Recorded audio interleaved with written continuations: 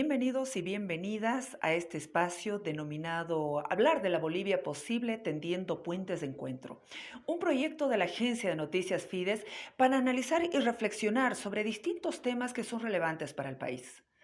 En esta ocasión nos acompaña la historiadora Sayuri Loza, el abogado Andrés Gutiérrez y el ex miembro del Tribunal de Justicia Indígena Originaria Samuel Flores para analizar el juego del poder al interior del movimiento al socialismo.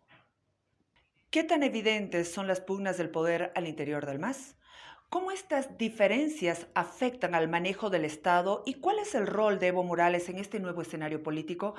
Son algunas de las preguntas que nos invitan a pensar que el MAS, uno de los partidos hegemónicos de los últimos tiempos, enfrenta sus propios demonios.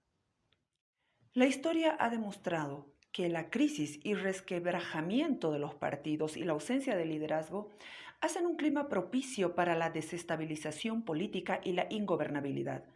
Sucedió con los partidos liberales y está pasando con el MAS, así lo afirma Sayuri Loza. Bueno, me preocupa un poco porque históricamente en Bolivia, cuando un gran partido como el Partido Liberal o el MNR y en esta oportunidad el MAS empieza a ver resquebrajarse su estructura, suele generar en momentos de inestabilidad política en el gobierno. Cuando el Partido Liberal cae, hay una serie de conflictos políticos que no dejan gobernar, que han perjudicado muchísimo al país, y después de la caída del MNR, cuando empieza a ponerse mal, en los 70s las dictaduras militares llegaron a Bolivia. Gutiérrez complementa aquella afirmación y dice que existe ausencia de actores políticos de oposición, lo que deja al MAS como el actor principal de la política, incluso con una polarización interna y crítica al gobierno de su líder político, Evo Morales, lo que puede tener serias consecuencias para la unidad del partido de gobierno. Se está desestabilizando una gestión que puede ser contraproducente al mismo MAS, ¿no? Porque estos desgastes, y lamento decir esto, pero muchas veces en política, aún los confesos de un partido, fanáticos, devotos, son oportunistas. Porque han sido amigos de uno y han sido amigos de otro. ¿Y por qué no desentenderse con uno y entenderse con el otro? Y pasado el año, entenderse nuevamente con el otro. Entonces vemos un Evo Morales que viene como una aplanadora, ¿no? Con un montón de fuerza, pero que poco a poco va desgastándose. Evo Morales gobernó el Estado casi 14 años y hoy es el líder político del denominado proceso de cambio. Según Sayuri Loza, Evo no esconde su aspiración por volver al poder y para ello no le importa opacar la imagen de otros líderes indígenas como el vicepresidente David Choquehuanca. Que está tratando de volver a ser quien era. Creo que se extraña a sí mismo, pero ya no es, ¿no? El Evo del 2006 por el que casi todos hemos votado, ya no es más el Evo que es ahora, ¿no? Entonces creo yo que está desesperado, quiere volver, quiere mandar de nuevo, no lo logra y por eso está generando la ruptura dentro de su partido. Pero esa polaridad al interior del MAS solo pasará factura al partido de gobierno. Según Gutiérrez, las consecuencias pueden sobrepasar ese círculo político y poner en duda la propia gobernabilidad del Estado y la continuidad del propio MAS. También tenemos en Occidente y a nivel nacional esta polarización del MAS, que el MAS está presente con fuerza en todos los departamentos, ¿no? Y que nos pone en duda la gobernabilidad, ¿no? Al tener un actor externo que ha sido parte de la creación de este partido y que hoy por hoy se enfrenta al gobierno reclamando tal vez lo que siempre se ha dicho del MAS, que es el instrumento de los pueblos, y al parecer quiere arrogarse esa potestad, ¿no? Evo Morales aún mantiene buena parte del apoyo de sus bases y con ello fácilmente tiene las posibilidades de desgastar la gestión de Arce. En los últimos meses las diferencias en el MAS se profundizaron hasta el riesgo de una fractura y división entre el instrumento político y el gobierno. Para Gutiérrez, eso provocaría un daño colateral en el MAS, pero todavía espera llegar bien parado a las elecciones presidenciales del 2025. Entonces, esta pelea constante entre el MAS efectivamente nos pone en un escenario donde se debe buscar el diálogo, porque el MAS debe entender de que no solo está perjudicando al país, sino a sí mismo. Si finalmente no le interesa el país y el bienestar común, le interesará su prosecución en el poder, mantener su estructura, no ser un nuevo MNR, ¿no? Porque eso es a lo que apunta. Evo Morales tiene un enorme grupo de gente que lo sigue, ¿no? Aunque con nuestros invitados hablamos hace meses, la tensión interna en el MAS ha crecido. Se ha revelado la existencia de dos facciones, el ala dura y los renovadores.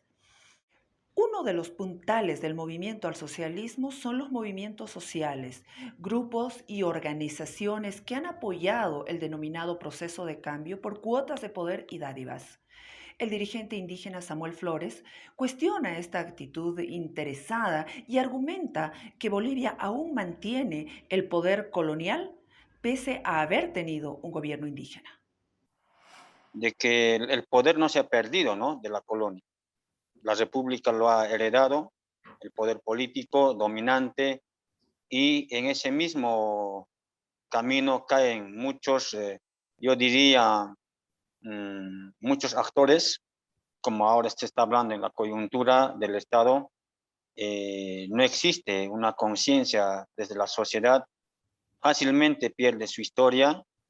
Yo recuerdo que cuando el MNR estaba en el poder, todos los campesinos eran MNRistas.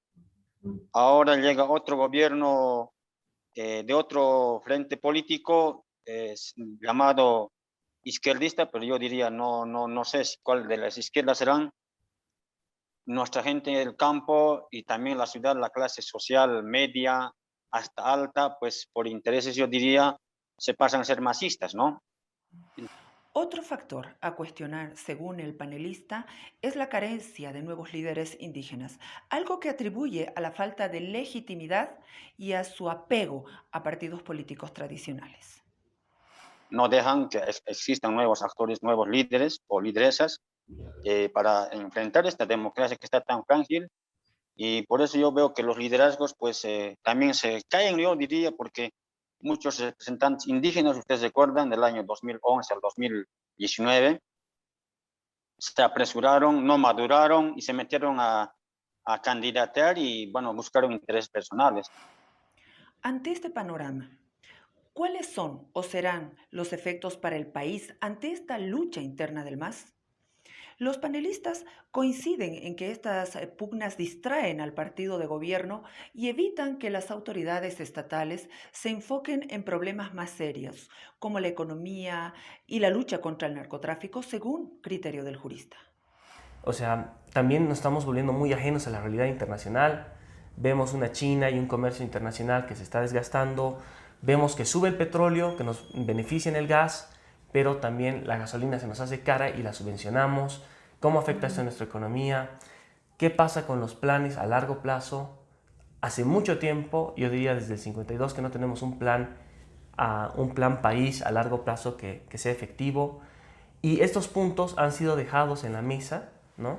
Y no han sido tocados más, y nos hemos quedado simplemente con esta pugna de poder. Loza va un poco más allá. En su opinión, las pugnas internas en el MAS podrían derivar en un escenario de inestabilidad política para su propio gobierno, tal como ocurrió con el movimiento nacionalista revolucionario que sucumbió tras la división de su estructura. ¿Qué va a pasar si el MAS se cae, si el MAS se quiebra? Que es lo más posible, porque hemos visto ya que hay diferencias irreconciliables como en los matrimonios, pues de nosotros depende ver y evitar que haya una inestabilidad. El clima da para eso porque no hay liderazgos interesantes, importantes. En el pasado teníamos un Hugo Banzer, un Max Fernández, un Carlos Palenque, un Gonzalo Sánchez de Lozada, un Jaime Paz Zamora. Liderazgos de ese tipo ya no existen ahora. Hay además una desconfianza fuerte de la población debido a los hechos de corrupción, no solo dentro del gobierno central, sino también en municipios, en gobernaciones. Los casos de corrupción que han venido junto con esta inestabilidad política son inaceptables, ¿no? Por eso ya no hay fe en las instituciones.